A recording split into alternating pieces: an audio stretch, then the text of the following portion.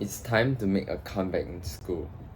You've fallen down, you face setbacks, you didn't do as expectedly in school, you got bad grades, bad relationship with friends, females, opposite genders, you didn't work on your self-improvement, you're skinny, you're weak, and you want to make a comeback. I was in that position once last time when I was in like sec 1 or sec 2. I was that skinny, scrawny kid, wasn't good at studies, didn't know how to make friends, was an introverted, didn't talk much, had no confidence, and was pushed around. And now I'm definitely confident to say that I've changed and made a lot of progress in life by making a comeback. So now these are the fundamental steps to help you make a comeback, not just in school but in life in general. We need to step from our weak self and transform and reinvent ourselves to be the best version we can be, so that we can live a more meaningful and purposeful life. Number 1, making health your priority. I know that a lot of people say, yes, you should focus on your health, you should place more emphasis on your health, you need to eat clean, you need to lose weight, you need to go to the gym, exercise. But let me truly ask you, those people who told you that, yes, I'm going to take my health very seriously, I'm going to be healthy, how many of them actually cares about their health and really takes deliberate action and measures to improve their health? I'm guessing about 0, because no one really cares about their health only until they face a very unhealthy situation, like when they discover they got an illness, then they will take extreme measurements. But most people, they won't. They just eat whatever they want to eat, even though they say, yeah, I'm going to try to eat clean, but they don't care, because I'm healthy, I seem fine, so why should I care? But a lot of people don't understand the compound effect. After a long time, when you're older, you'll feel like when you're trying to walk, you're trying to squat down, you'll feel your knees clicking, which is unhealthy. Your sleeping schedule, you'll feel tired, lethargic, you can't even focus in work or in school. So you need to truly make health your priority by absorbing useful educational content online. And I recommend you listen to podcasts by Andrew Huberman, like a real scientist, and he teach you practical steps to improve your health. Or you can just search health guides to improve your health.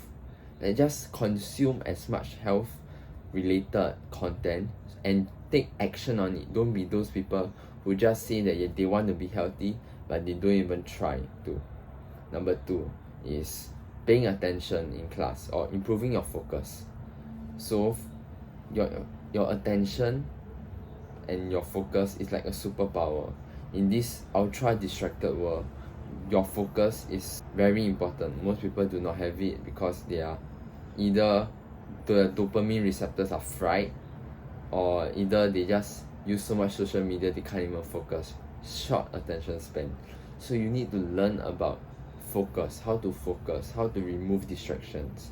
You can check out my focus guide on my podcast, Justin the Elites, on Spotify, or you can check out other people like how to focus guides on YouTube, and they are very useful. Taking effective notes. So when you want to make a comeback in school, you need to know how to take notes effectively. You can't just copy everything down. So this will be covered more in the last section. Okay, number 4, time management. You need to not only learn how to manage your time, but also manage your energy. You need to manage both for the best day possible. By managing your time, there's numerous various ways you can do it. Through you could use time blocking, or you could either plan your day out on a physical planner or a digital planner. Whatever works for you, that's good. Another one, which is your energy management. You need to figure out when do you perform your best. So for me, I'm more of a I love to do work in the morning, like morning when it's dark, I can hustle, can study. That I like it, and yeah, I do my work there. For you, you need to find where you're most active at, you're most focused, and do it at that period of time. Number 5, optimal study environment. I know that everyone says that your environment dictate your standard or whatever. This is very true, because if you have a massive environment, your mind is probably like clustered and you can't think straight. When you can't think straight, it will lead to unproductive work, and it will lead poorly done and performed work, and it won't help you. So please do take the time to declutter your environment, your house, and your mind especially. Number 6, you need to now know how to defeat procrastination. There's a lot of people out there who's procrastinating, and procrastinating is just pushing off the hard activities, the things you're supposed to do, like doing your homework, going to the gym. You're procrastinating those good activities by doing other things like scrolling on YouTube, watching your favorite K-drama, anime. A lot of people at the level 1, they will scroll, they'll do things that's not relevant to them at all. That one, you really need to work on your mental health. So I recommend you to watch Hamza's mental health. Just search how to have a better mental health guide. Another one step you can take, the next level, is when most people are not at yet. This is when people are procrastinating by doing minor activities. So let's say I have an exam coming up, and the hard thing I need to do is doing a practice paper or homework, but I push that off by doing like reading my textbook, highlighting my textbook. This might seem productive, but it's actually not. It's still procrastination. Why? Because you're not doing the things that you're supposed to do. You're still pushing it back. And if you're at that level, you need to try this technique called eat the frog.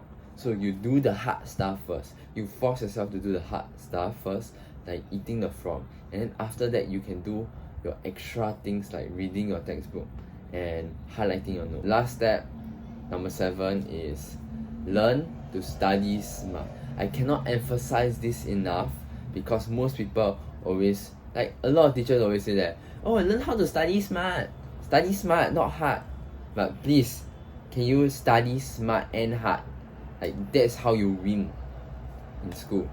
You need to study hard and study smart. But even though teachers say that, oh yeah, you need to study smart, you need to do this, no one does it. No one takes the time to research how to study smart. No one takes the time to read books on deep work, on focus, on active study methods.